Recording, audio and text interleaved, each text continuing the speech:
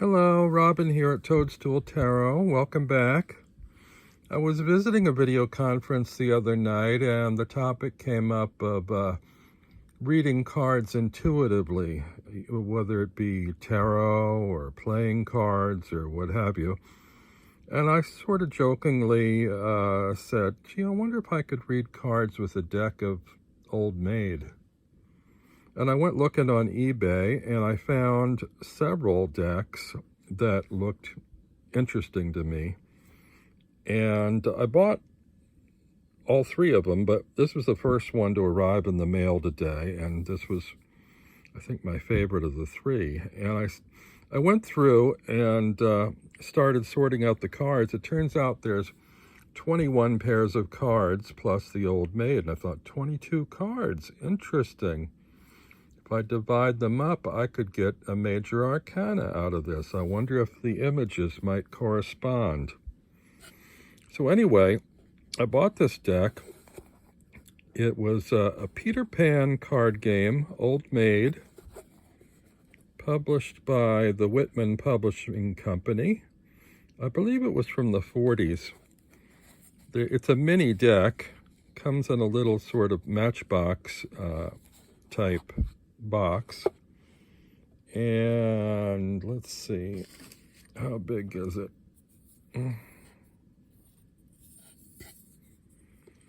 Oh, it's about 1 3/4 by a little over 2.5 inches tall.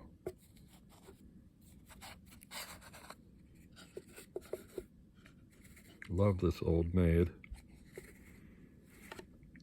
It's these are the backs with the Whitman brand name on the cards.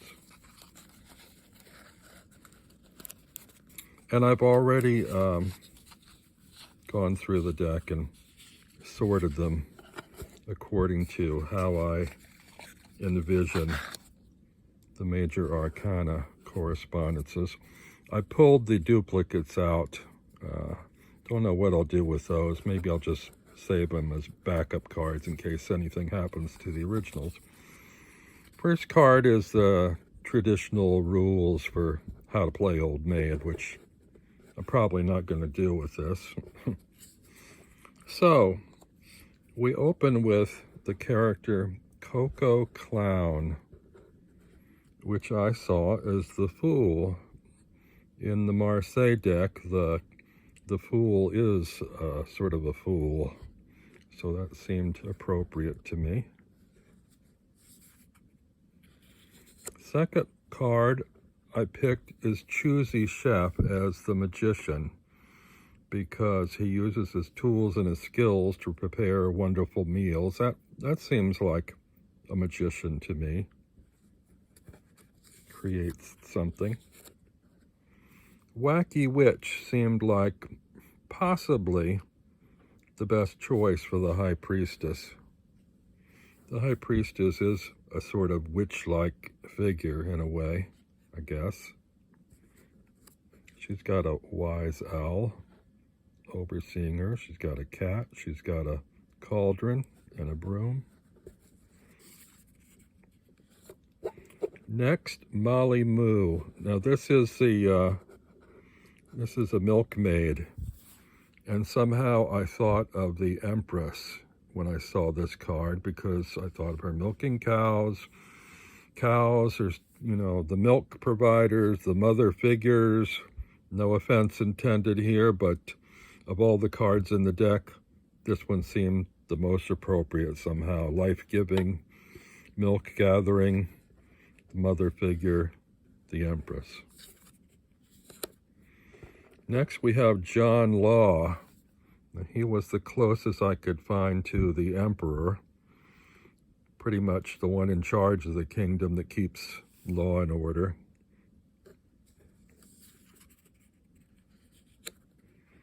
Then we have Granny Smiles.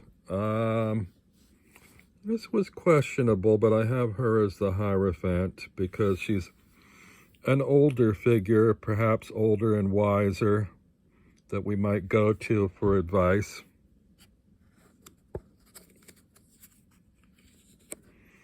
After that, we have Fanny Flint. This was difficult. There wasn't really, all these cards have single figures, so there wasn't really a lover's card. But when I saw this, the thing that popped into my head was shotgun weddings. And some of these do have this sort of backwoods hillbilly feel to them. So a shotgun wedding seemed appropriate. Also, you've got these arrows down here. And in the traditional Marseille, you've got a Cupid with arrows. So that sort of worked. Next, we have Tippy Tubs. Now, this is a guy in a tub balancing on the water. So this seemed like a good choice for the chariot. It's a mode of transportation, and it's a little bit iffy in terms of the direction it might take, or struggling to move forward, being very precarious about that. Next, we have Husky Hank, which seemed perfect for the strength. It's a muscular guy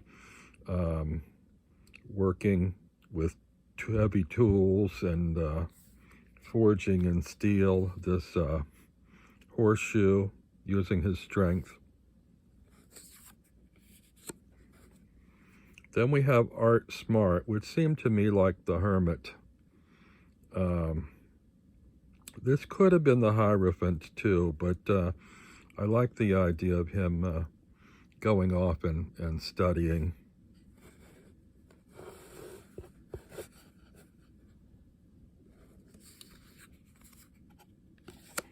Greasy Grimes.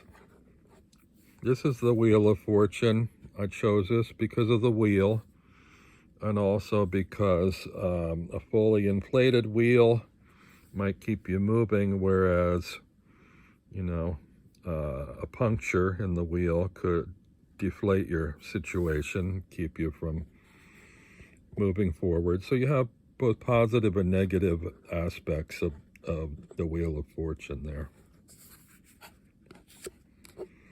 Here we have Lotta Noise. This one was tricky.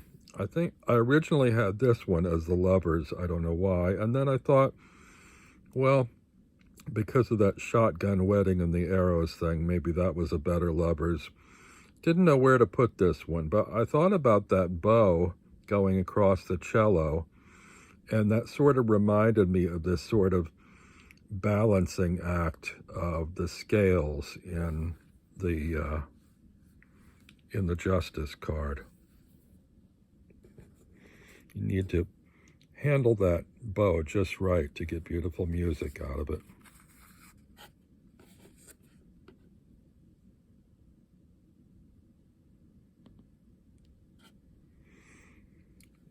Next we have Betty Bumps. Now this would be the Hanged Man, because looks like she's fallen off her horse, and so in falling one might be turned on their head or on their butt, and so that was pretty close, I guess, for the Hanged Man. Petunia Pill, this was the closest I could get to the Death card, because she's delivering medicine, probably to a deathbed or someone sick.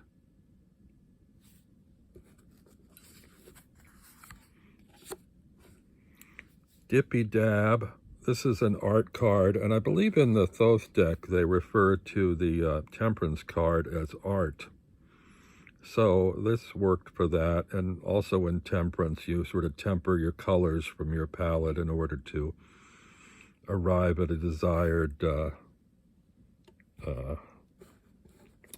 outcome. Next we have Gusto Graft, which seemed like the devil, very much the devil. Then we have Tilly Tumble. What could be more appropriate for the Tower?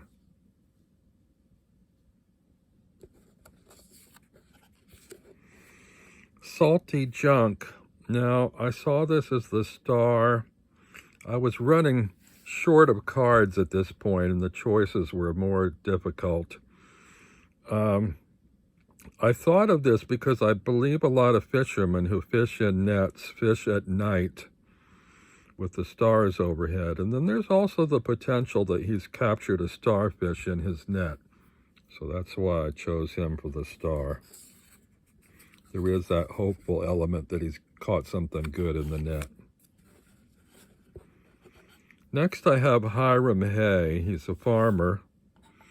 And the only reason I picked him for the moon was because of the moon shape on his axe. And that farmers, get up before dawn to do their work.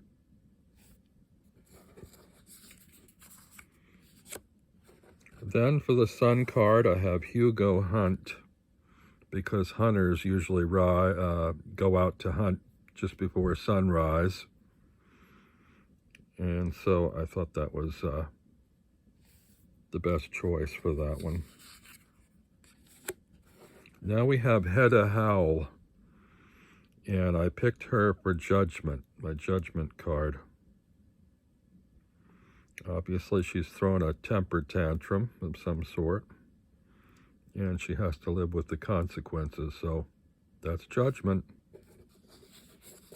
And last, we have the Old Maid, which I think of as the world. She's happy. She's been through it all, the whole progression, start to finish. And there she is in all her glory and all smiles, and ready to go out on the town.